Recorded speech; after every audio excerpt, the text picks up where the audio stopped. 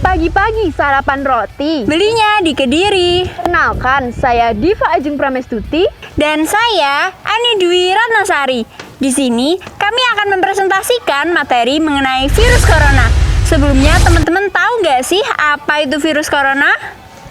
Nah, virus corona adalah virus yang menyerang sistem pernafasan dan kekebalan tubuh pada manusia. Virus corona ini dapat menyebabkan gangguan ringan pada sistem pernafasan, infeksi paru-paru yang berat, hingga kematian. Virus ini dapat menyerang siapapun, mulai dari bayi, anak-anak, hingga orang dewasa, termasuk ibu hamil dan ibu menyusui. Dan teman-teman tahu nggak sih, virus corona ini berawal dari pasar hewan dan makanan laut di kota Wuhan, Cina.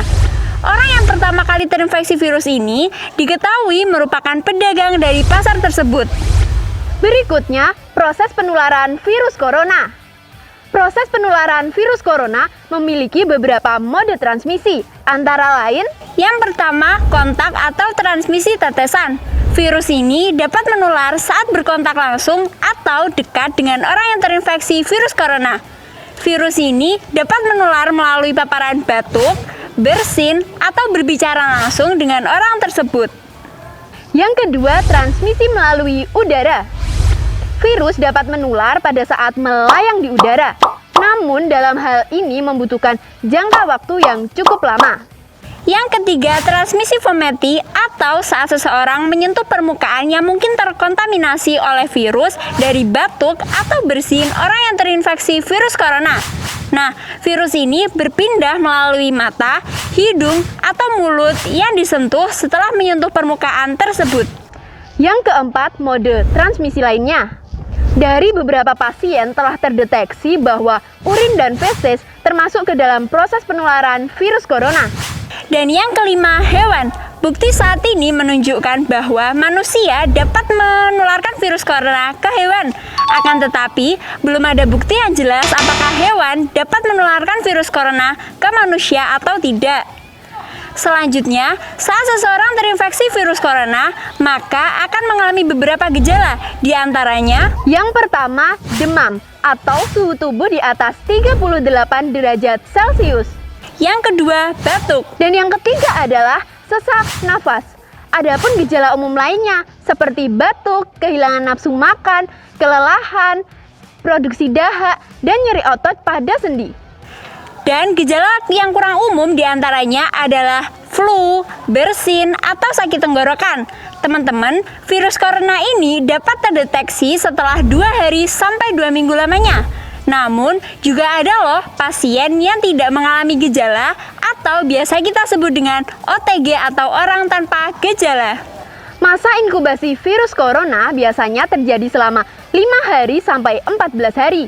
Maka dari itu, pemerintah menganjurkan kita untuk melakukan isolasi mandiri selama 14 hari atau 2 minggu. Apabila kita merasakan gejala-gejala tersebut, maka kita harus mengisolasi diri kita selama 14 hari atau 2 minggu. Dan apabila saat isolasi tersebut, kondisi kesehatan kita tidak kunjung membaik, maka kita harus segera memeriksakannya ke dokter.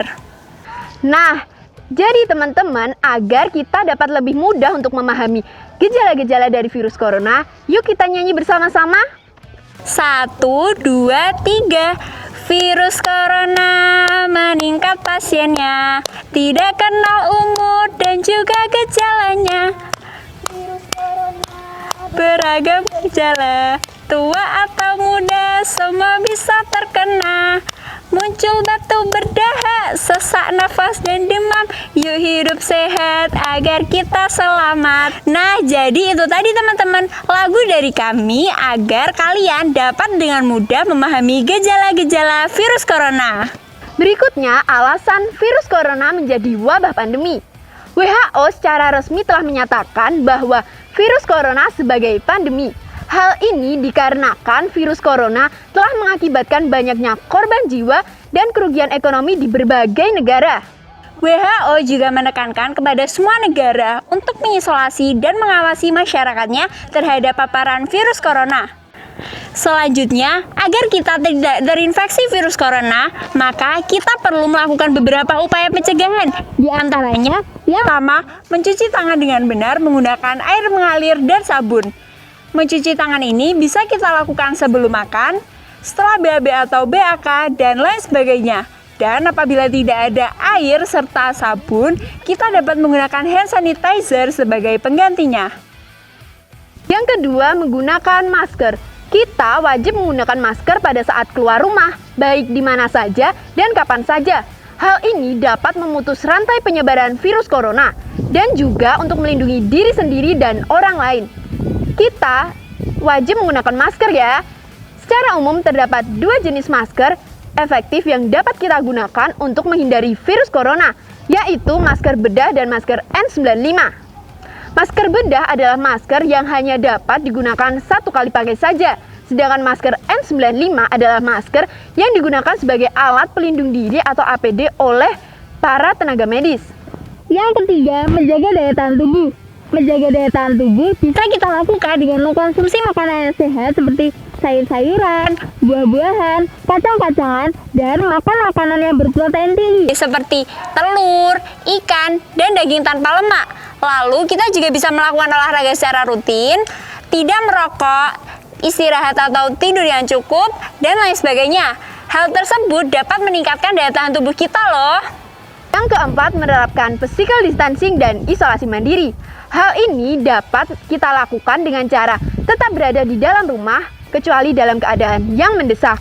Nah, apabila kita dalam kondisi yang mendesak dan memutuskan untuk keluar rumah, kita juga harus tetap mengikuti protokol kesehatan dari pemerintah dengan cara berjaga jarak minimal 1 meter dan tidak berada dalam kerumunan banyak orang.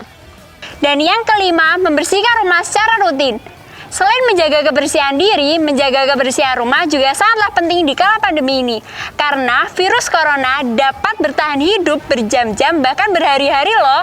Oleh karena itu, kita wajib untuk membersihkan rumah agar hidup kita terasa lebih nyaman. Nah, jadi itu tadi teman-teman materi kami mengenai virus corona. Kesimpulannya adalah kita sebagai masyarakat yang baik harus mengerti dan memahami bahaya akan virus corona yang terjadi pada saat ini. Dan jauhi keramaian serta patuhi protokol kesehatan yang telah ditetapkan agar hidup kita menjadi aman, nyaman, dan tentram. Pergi ke pasar beli pop mie, Jangan lupa membeli ikan. Bila ada kesalahan, mohon dimaafkan. Wassalamualaikum warahmatullahi wabarakatuh.